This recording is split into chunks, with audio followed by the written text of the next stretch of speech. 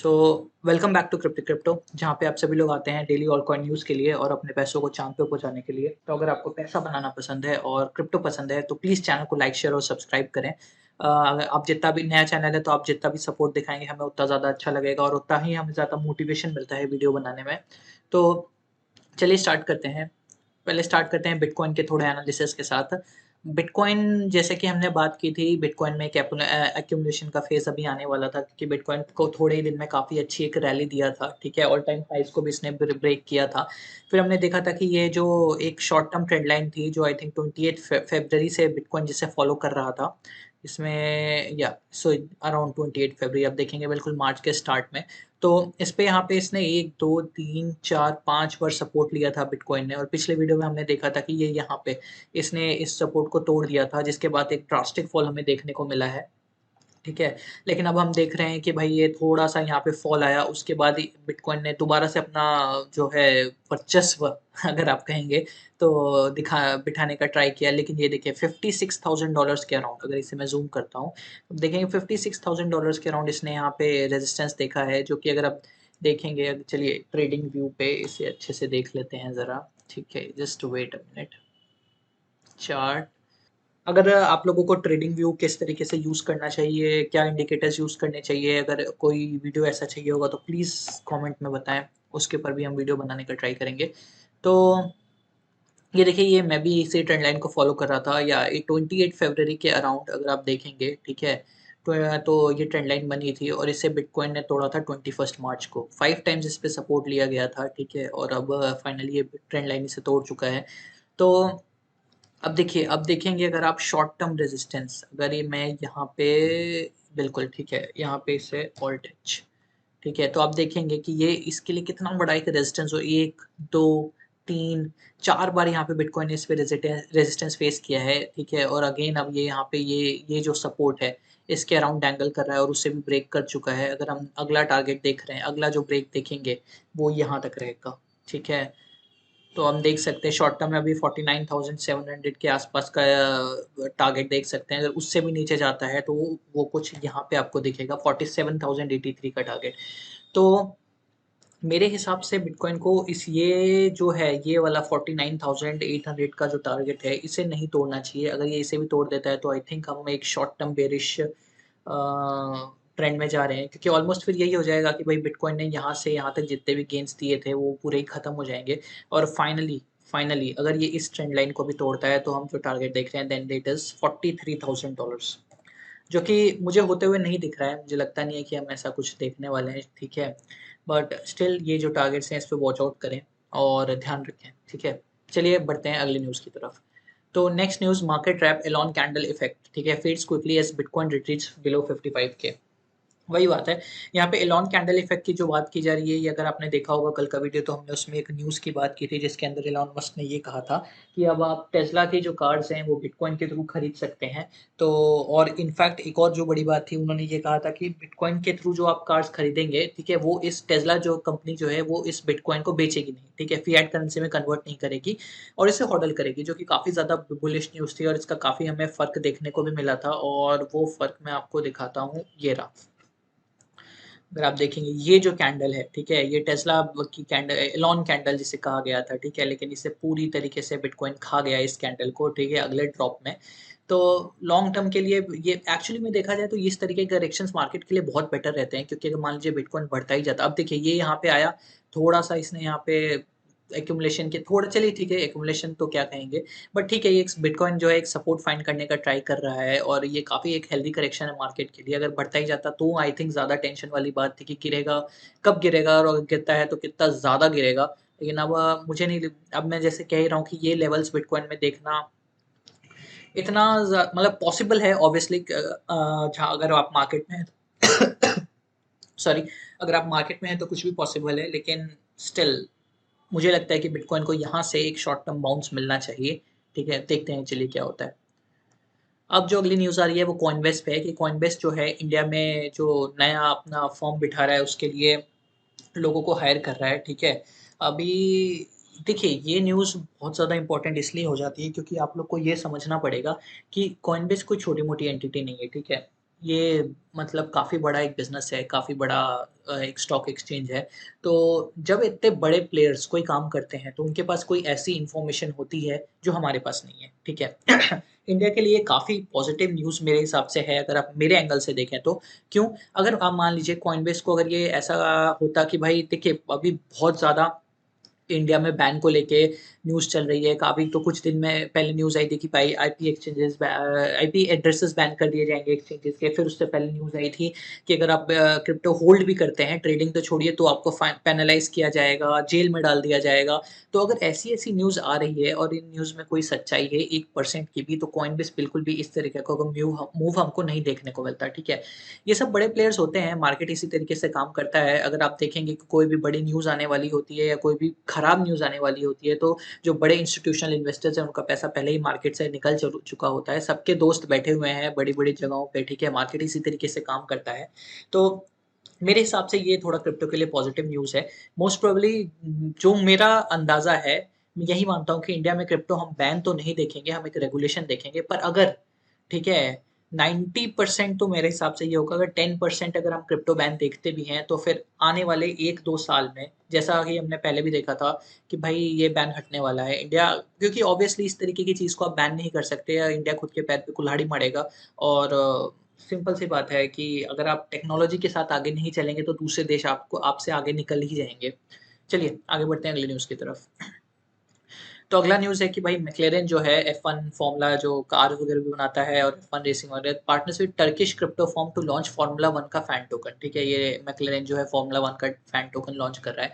Again NFT craze वगैरह हम देख रहे हैं, चिलीज़ भी इसी तरीके से काम करता है, अब जैसे एफसी बार्सिलोना वगैरह के टोकन्स हैं, तो काफ़ी सक्सेसफुल हो सकता है। अब जैसे टर्किश फर्म है जो, जिसका नाम है बिटसी.com, ठीक है? तो एक और मतलब आप देख ही रहे हैं बड़े-बड़े जो फर्म्स हैं, इंस्टीट्यूशंस हैं क्रिप्टो में अंदर अलग-अलग तरीके से अपना एंट्री ले रहे हैं, और ये तो ये भी एक तरीका है। चलिए इस न्यूज़ में और कुछ ऐसा ख़ास नहीं है, आगे बढ़ते हैं। एक बार इसे रिफ्रेश कर लेते हैं, चलिए। देखिए, अब देखिए ये जो न्यूज़ है, आई थिंक ये one of the most important news है आज की। डॉइचे bank says 52% of its investors expect bitcoin below 60K in 12 months, ठीक है? अब क्या है कि इसके हिसाब से जो 52% ऑफ इन्वेस्टर्स है डॉइचे बैंक के, काफ़ी बड़ा बैंक है, तो वो ये मानते हैं कि 12 महीने बाद भी, 1 साल बाद भी बिटकॉइन जो होगा $60,000 के नीचे होगा। अगेन मेरे हिसाब से ये जो है, ये मैं ये कहूँगा कि एक काफ़ी अच्छा एक आर्टिकल आया था। मुझे नाम तो नहीं याद है, बट उस आर्टिकल का हेडलाइन था, how the rich play dirty in 2021। I think it was एक बहुत ही बड़ा कोई मेजर इंस्टीट्यूशंस था, मेरे दिमाग से निकल रहा है। I don't know what it was, I think it was Grayscale नहीं, sorry, but it was a major institution जिसने कि ये कहा था, ठीक है? कि मॉर्गन स्टैनली, या इट वाज़ मॉर्गन स्टैनली जिसने ये कहा था कि भई बिटकॉइन जो है 40 त उस टाइम बिटकॉइन ने 40,000 के हाईज़ पहली बार को टेस्ट किए थे। और बिटकॉइन उसके बाद गिर गया था। तो मॉर्गन स्टैनली ने ये कहा था कि बिटकॉइन जो है अब कभी भी $40,000 नहीं क्रॉस करेगा, और ये ज़्यादा पुरानी नहीं, पिछले मंथ की फ़रवरी की ही न्यूज़ है। एंड अगेन देखिए, अब बिटकॉइन 60,000 के हाईज़ टेस्ट करके वापस आया है। तो ये जो होती है, ये थोड़ा बहुत पैनिक मार्केट में सेल करने की ट्राई होता है इन न्यूज़ का। अब जो व्हेल्स होंगे, देखिए आप जो करोड़ों में पैसा इन सब चीज़ों में लगाते हैं, उनके लिए थोड़ा-थोड़ा रुपया का भी मार्जिन, ठीक है, काफ़ी ज़्यादा प्रॉफ़िट लाता है। तो इसलिए इस तरीके के डिप्स में वो बाय बाय करते हैं ऐसी न्यूज़ पे। तो काफ़ी मुझे ये न्यूज़ पढ़ के उसी आर्टिकल की याद आई, तो मैंने सोचा कि आपके साथ ये शेयर करना चाहिए। चलिए आगे बढ़ते हैं। तो बेसिकली जो अगला न्यूज़ है वो है, Italian copyright agency mints 4 million NFTs breast cancer link found and more. तो अगेन एनएफटीज़ को लेके थोड़ी-सी न्यूज़ है, चेनलिंक टू असाइन कैंसर। अब ये क्या न्यूज़ है? Chainlink's verifiable random function of VRF will play a key role in non conceptual NFT art experiment project Mahin in order to raise awareness and funds for breast cancer, sorry.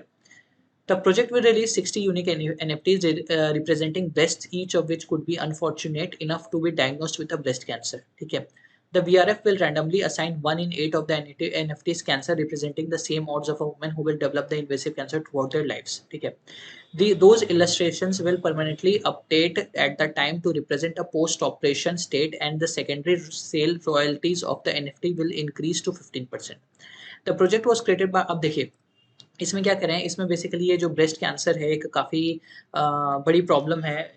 तो उसके लिए अब जो statistics है वो ये कहती हैं कि out of 8 every 1 woman is susceptible to breast cancer. तो उसी को के लिए अवेयरनेस रेज़ करने के लिए चेनलिंक ये प्रोजेक्ट ला रहा है। तो बेसिकली ये एनएफटी में क्या है कि 60 यूनिक एनएफटीज़ ये क्रिएट करेंगे, जिसमें से हर 8 में से 1 को, ठीक है, ये जो ब्रेस्ट कैंसर है वो देंगे। अब क्या होगा, जैसे ही ब्रेस्ट कैंसर हो जाएगा, ठीक है, उसके बाद ये जो इलस्ट्रेशन है आप यहाँ पे देख रहे हैं, आपको पता होगा ब्रेस्ट कैंसर में का एक ही इलाज होता है कि ब्रेस्ट रिमूवल। तो उस तरीके से क्या होगा कि ठीक है, अब जैसे मान लीजिए कि इस वाले जो एरिया में आपको ये मिलता है कैंसर, तो उसे ये डिफ्लेक्ट कर देंगे और उसके बाद जो एनएफटी होगा उसका जो प्राइस होगी 15% से बढ़ जाएगी। बेसिकली एक मेथड है बस कि भाई एक और नया तरीका है क्रिप्टो को यूज़ करके कोई किसी अवेयरनेस को फैलाने का। और मेरे हिसाब से ये काफ़ी अच्छा तरीका है, क्योंकि क्रिप्टो के आप देखेंगे कि क्रिप्टो के गूगल सर्चेस बढ़ रहे हैं, ट्रेंडिंग में आजकल ट्रेंडिंग में ज़्यादातर जगह क्रिप्टो दिखता है,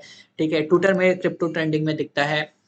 तो अगर क्रिप्टो को कोई इम्पोर्टेंट चीज़ और ऐसी बीमारी है जिसके बारे में लोगों को ज़्यादा नहीं पता है, उसके बारे में अवेयरनेस क्रिएट करने के लिए ये किया जा रहा है, तो ये क्रिप्टो के लिए भी अच्छा है, क्योंकि इससे उन लोगों को एक तरफ क्रिप्टो को एक्सपोज़र मिलता है जो लोग पहले नहीं जानते थे। और ये उन लोगों की और ये बाकी सारी चीज़ों इन सब चीज़ों की जिनके ऊपर अवेयरनेस क्रिएट किया जा रहा है, उनके लिए भी अच्छा है, क्योंकि लोगों को एक रियल वर्ल्ड प्रॉब्लम जो है वो समझाने के, उसके बारे में अवेयरनेस और किस तरीके से आप इन प्रॉब्लम से बच सकते हैं, इनके बारे में जानने का मौका मिल रहा है। तो ये कमेंडेबल है चेनलिंक के लिए इस तरीके का एक प्रोजेक्ट आना, ठीक है। अब ये एक token column by New York times general, my new column is about NFTs and I also turn the column into a NFT and put it for auction with proceeds going to charity, bid away and you could own the first NFT in the papers 170 year history. Basically New York times ने खुद का NFT निकाला है और एक crypto column निकाला है। तो काफ़ी बड़ी बात है कि इतना बड़ा पब्लिशर भी, जो न्यूयॉर्क टाइम्स है, क्रिप्टो के फील्ड में इतना ज़्यादा मतलब इन्वेस्ट कर रहा है कि अब खुद की एनएफटीज निकाल रहा है। तो चलिए बढ़ते हैं आगे।